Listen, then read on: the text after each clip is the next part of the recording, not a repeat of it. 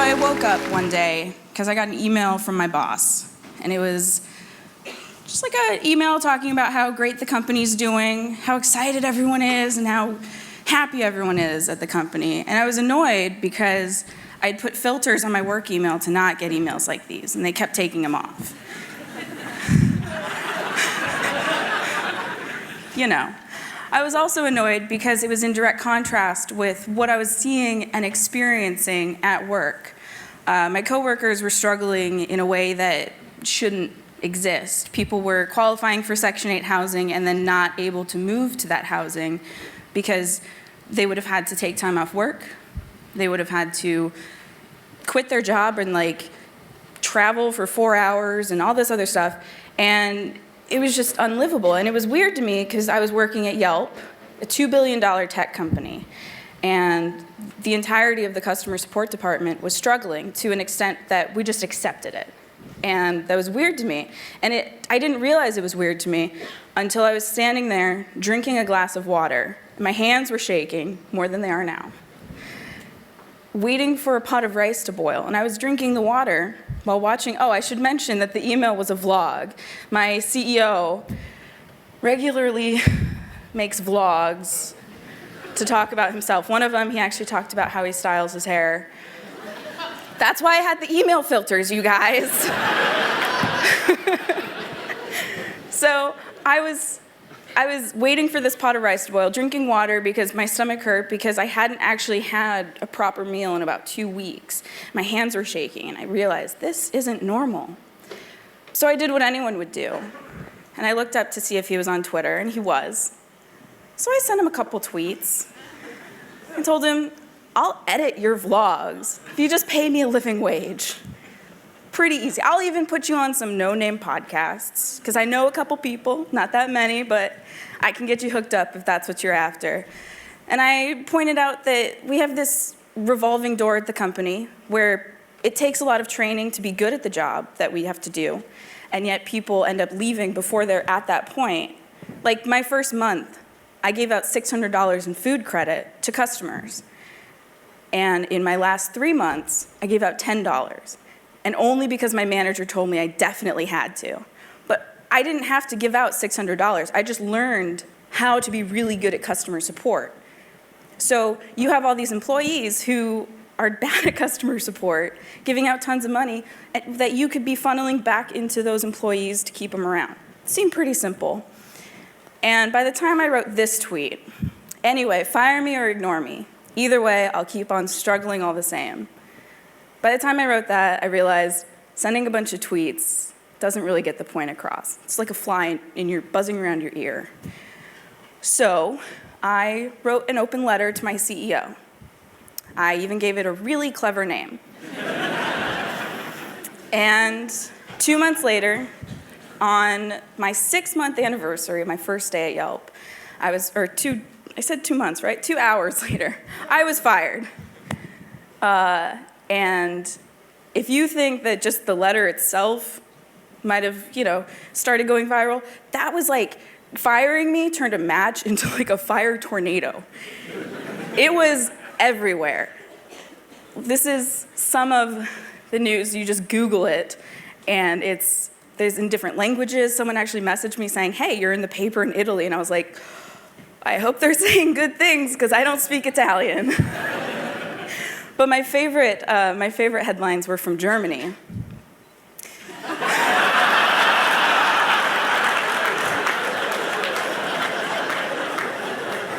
But wait, there's more.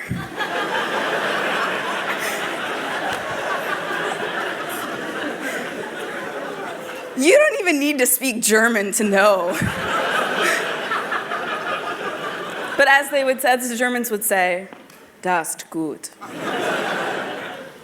Which, by the way, fun thing I learned while preparing for this talk, shitstorm is German. You learn something new every day. But aside from the news coverage, I also had regular people commenting on this. I had memes made of me. That's my face on a piece of bread. Which was unfortunate because they missed the obvious pun the anti-crust. But I went for it. I went for it, you guys. That's what happens when you try trolling a writer/comedian, is that they end up making an even funnier joke than you. This is a porn company that emailed me asking me to do a 10-person gangbang for entitled millennials. And I said, $1 million per dick, including the ones that email me.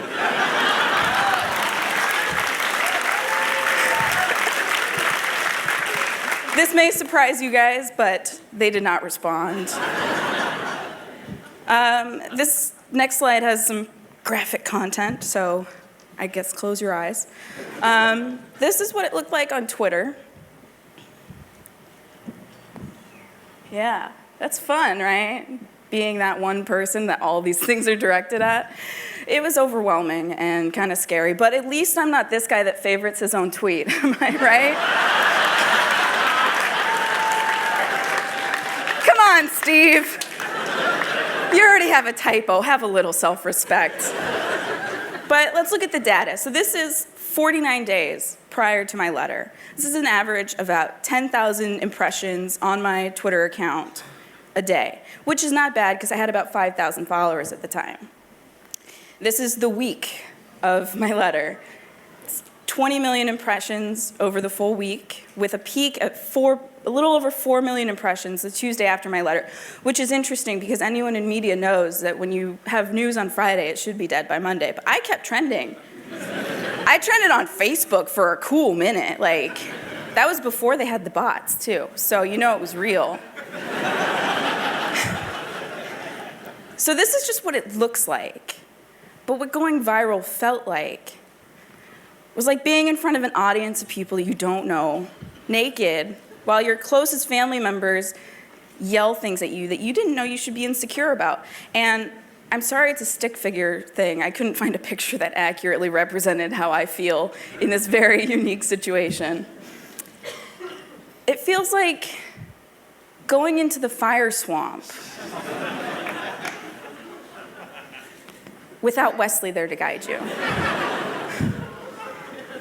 It's extremely isolating because you don't know anyone who's gone viral in this way. You don't know anyone who's dealt with a lot of harassment until you've had to deal with a lot of harassment. I had people emailing my address, calling my grandparents, pretending to know me to try and get info from me.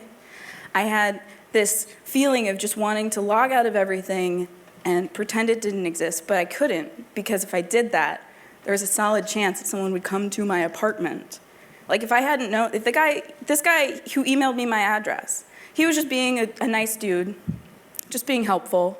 Hey, I was able to figure out that this picture that you posted has this little barcode. I scanned it and did this whole thing, and odds are people are going to be angry enough that they're going to try and do that too, so you might want to delete this thing that has your full name and your address down to your apartment.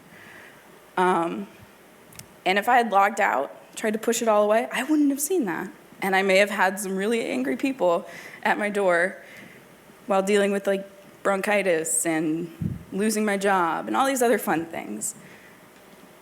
So it's not fun. A lot of people, when I've told them that this happened to me, they're like, well, that must be pretty cool, right? Like, you got to go viral. Everyone knows who you are. And I'm like, no, everyone knows who I am in a bad way. The rebuttal, that was the most popular rebuttal to my piece, has 6 million views. My open letter has 2 million. So that's 4 million people out there who hate me and don't know why. They're just like, yup, she's the worst. If I ever see her, I'm going to spit on her shoes. I don't know. But through all of this, as scary as it is, even months later, some cool stuff happened. Yelp increased their wages, and they actually took my advice on a couple other things that I mentioned in my letter too. No big deal.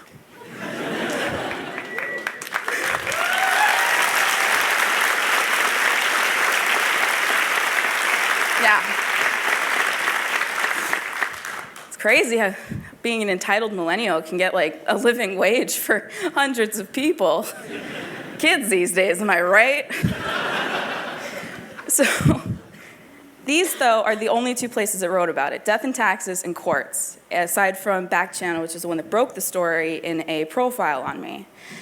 And that's kind of a bummer, because there were so many sites covering it initially, and now pretty much no one actually knows that they increased their wages.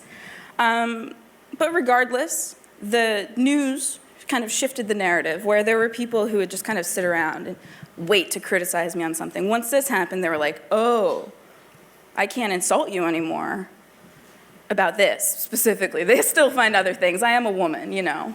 There's plenty. I was no longer entitled or whiny. I was a hero. Yeah. I mean, like, it's a little weird. I'm very humble. It's, you know, I really don't know how to handle it. Someone else said that I was like Norma Ray, which was a little problematic because I'm a millennial and I had to Google that. If anyone else doesn't know, it's a movie. I think Sally Field got an Oscar for it. And some other stuff came up. This is now the age of Talia Jane, which apparently follows the age of Aquarius.